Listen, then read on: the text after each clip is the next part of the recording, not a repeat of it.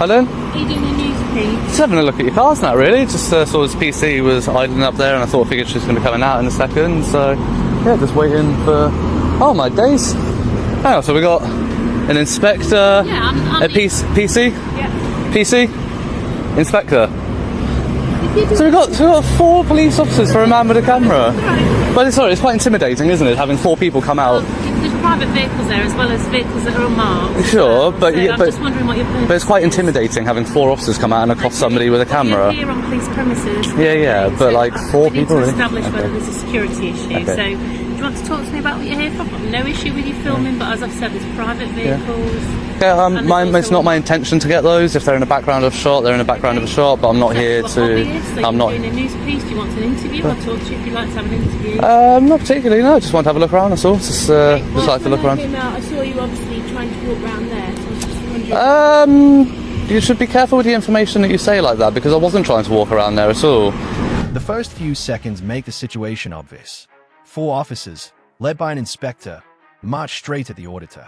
There's no pause to assess, no attempt to observe, just immediate intervention. The inspector starts with a soft opener. She says she has no issue with filming. Then she immediately switches tone and plants a seed. She points out that there are private vehicles in the car park. That subtle shift turns any action by the auditor into something that can be framed as problematic. Right on cue, her colleague makes a confident assertion. She claims she saw the auditor trying to enter the private car park. That isn't a neutral description, it's an accusation. It skirts a fine line, but it's not a criminal allegation on its own. The tactic is clear. Create the impression he intended to cross the boundary and use that manufactured suspicion as justification to intervene. I was stood there for a good 4 minutes watching you in your vehicle, and I saw the sign saying no unauthorised access. So don't tell me that I was trying to walk places where I wasn't. Be careful with things like that. Have you got the footage that you need? I'm not sure yet, to be honest. Okay, well, I'd like you to leave, because as I've said, there are private vehicles there. That you've got some footage. You've got enough. There's nothing. Well, I mean, to be fair, the footage that I was getting was actually interrupted by the PC stopping and coming out. Okay. But so I'll probably wait around to see if any more vehicles come in or out. See if I can get one on blue lights. You shouldn't do that, because as I've said, there's private cars coming in and out. Officers don't want you recording them coming and going from duty, because that presents a potential security risk. They shouldn't drive to work then, really, should they? If they're that concerned. You have no business to film the private areas that are off limit to the public. I have every business to film anything that's visible from a public area. But my point is, you shouldn't be going up there, which is what you've done. I haven't gone past the signage where your signage is. It doesn't say the signage. The signage is the signage here saying that I can't go further than this, or is the signage there saying I can't go further than there? She repeats the phrase private vehicles twice, using it like a rule that cancels public rights. In fact, those cars are irrelevant when they're visible from a public area. The public can film things in plain view. But by repeating the phrase, she makes it sound like the auditor is somewhere he shouldn't be, softening the ground for the next move. Then she declares, "You've got enough footage." That isn't law. It's her unilateral decision that the job is done. She then adopts her colleague's unproven story, warning the auditor not to go up there. She hasn't seen him cross any boundary, and she hasn't checked signage herself. She's simply repeating an accusation and delivering it with authority. The auditor, however, knows the layout and points out the obvious. The restricted zone begins further ahead. He hasn't crossed it, and the law supports his position. My personal use, public interest. Well, my personal vehicle is there, and I'm asking you, from me to you as a private individual, I'm not comfortable with you violating my personal space. It's not your personal space. It's a my vehicle there, my private vehicle is there, and I'm not comfortable with you filming that. Well, if you hadn't announced that it was your private vehicle, nobody would ever have known. I'm telling you it is, so no, you are I'm doing now. asking you to stop. Yeah, well, I'm not going to. It's in a public area. In which case, you'll have to be removed to prevent the breach of the peace, because you are. How am I breaching the peace? Do you know what the threshold is for breach of the peace? You already have enough footage, so I'm asking you to leave. Okay. You're creating these officers aren't able to get on with their policing duty. I'm not stopping them. Her next line is striking. Standing in uniform, she says the vehicle is her personal vehicle, and she's asking him, as a private individual, not to violate her personal space. The phrase personal space doesn't make sense here. She's on duty, referring to a police car park that belongs to the force, not to her personally, and it's visible from a public area. You can't claim personal ownership over a viewable area you don't own. The auditor calls this out. It's not her personal space. She doubles down. saying she's unhappy about her vehicle being filmed. Ironically, nobody would have known the car belonged to her if she hadn't announced it. She created the personal link herself. That's not a privacy breach by the auditor, it's a tactical mistake by her. Then she tries to convert feelings into force, threatening that if he doesn't stop filming, he will be removed to prevent a breach of the peace. That's not lawful in this context.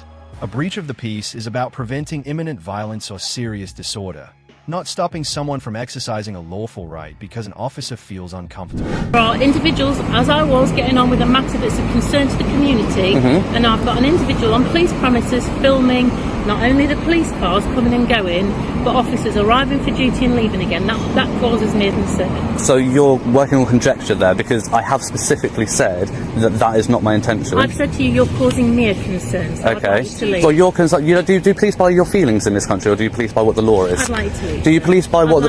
Do you police by what the law is, or do you police by? Get the officers to take you away, because you are not. Am I in a public place? There are officers having private conversations about cases in the backyard of the police station. Well, they shouldn't be. They shouldn't be having that conversation in that sort of place. But you shouldn't be there within the scope of being able to film them. Do you know you can film anything you can see from a public place in the UK? Okay. Is this a public place? This is a public place. There you go. So if I can film it.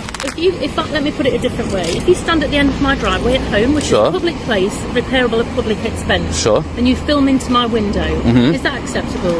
Is this your home? Do you live here? Do you sleep here? But these are private premises. Beyond this line here, you are filming from a public into a private space. Okay. Is that permitted? Yes.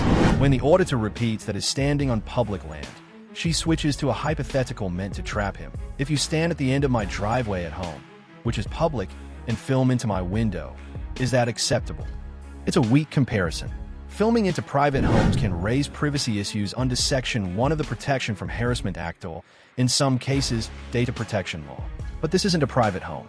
This is a police station, a workplace run by a public body, and there's no expectation of domestic privacy here. The auditor calls her bluff. Is this your home? Do you live here? That's the crucial distinction. The law treats private residences differently from workplaces operated by public bodies. She tries to recover by insisting this is private premises, and that is filming from a public spot into a private area. While the premises may be private, anything lawfully visible from the public vantage point can still be filmed. Her driveway analogy is a distraction that shifts the debate from legal facts to personal feelings. Absolutely. Absolutely not. Of course it is. So you can stand on my road and film me in my home, can you? If your curtains are open, then legally, yes, I can. So if I continue to do it repeatedly, then you could potentially take action about harassment. But at this point, I've been here once only, to come and get some footage. I want to. Footage for a couple of minutes and then you can leave. No, you don't put a time. You don't put a time limit on my rights. I do put a time limit on you, and I'm telling you. Do you know what Article 10 is of the Human Rights Act? You are causing me personally harassment and alarm by filming here. Go talk to Lord Justice Bean about it. The police have a much higher threshold. To leave and then you're going to go. No, I'm not. I'm not. Arrest me? Yes, you're going to arrest me. You'll be hearing from my solicitors, and you'll be having a civil suit on your hands. Arrest me for what? What are you going to arrest me for? You are causing a nuisance. What are you going to arrest me for? Either public nuisance or harassment. Public nuisance. Yeah. So under the new legislation that came with a public. So you've got your opportunity to film. So I'd like you to not film or certainly delete anything that has details of my personal vehicle or that of any other police officers there, and then I want you to go. All right? You don't put a time limit on my rights. From getting on with no, I'm exercising my rights here, and you don't put a time limit on that, Inspector. Inspector what? Blackwell? Thank you. No, are you all right with me? Yeah, go and do whatever you need to do. Yeah, see, I'm obviously not that much of a concern because you're allowing them to go about their business, yet you're threatening to arrest me. Tyrants here at Stamford. Before she moves back toward the station, she makes one final move, a thinly supported threat. She tells the auditor, "You've got 2 minutes, then you're going to go." He refuses and stands his ground. She escalates, "Or else you're going to be arrested for being a public nuisance." That's where the whole facade collapses. Public nuisance is not a catch-all you can use whenever someone annoys you. It's a serious, specific offense historically tied to acts that endanger life, obstruct public rights, or cause widespread harm.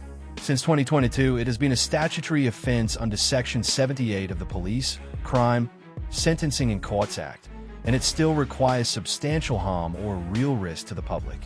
Quietly filming from a lawful public spot does not meet that standard. Threatening arrest on that basis is not applying the law. It's trying to scare the auditor into leaving. That's a misuse of authority. Chief Inspector John Shields' written response after the complaint is telling and not in the inspector's favor. He begins by saying Inspector Blackwell was within her rights to ask what the auditor was doing. Asking questions is fine, but this interaction went far beyond that. Blackwell made unproven claims about the auditor's movements, introduced a personal space argument that doesn't hold up, threatened arrest for public nuisance, and framed lawful filming as a breach of the peace. Those steps are outside the scope of a simple inquiry. Shield does admit there were times when the auditor was not on police property, but he then suggests filming toward police property may cause concern, as if causing concern alone is enough to override legal rights. That's the same flawed logic the inspector used on camera. Concern is subjective. Legally, it's meaningless unless it links to reasonable suspicion of an actual crime. In this incident, there was no reasonable suspicion. Most troubling is Shields' conclusion that Inspector Blackwell did not act unprofessionally. The footage shows otherwise. Professionalism isn't only about tone or manners. It's about applying the law correctly, avoiding baseless threats, and not turning personal feelings into official action. Blackwell failed on all those counts. She claimed ownership over a public view, used a misleading home driveway analogy, and threatened arrest without legal basis. Shields saw the footage and still endorsed her actions. That's why internal reviews can feel like they protect the badge rather than the public. If the standard now allows an inspector to threaten unfounded arrest, mix personal feelings with official power, and use faulty analogies with no consequence, then the complaint system isn't functioning as a genuine accountability mechanism. Shields' defense doesn't just excuse the inspector. It shows how reluctant internal processes can be to challenge poor judgment. The video proves what the response denies. This was not measured policing. It was an abuse of authority from start to finish. By defending it, Shields signaled how little some reviews will hold officers to account. That's it for this episode.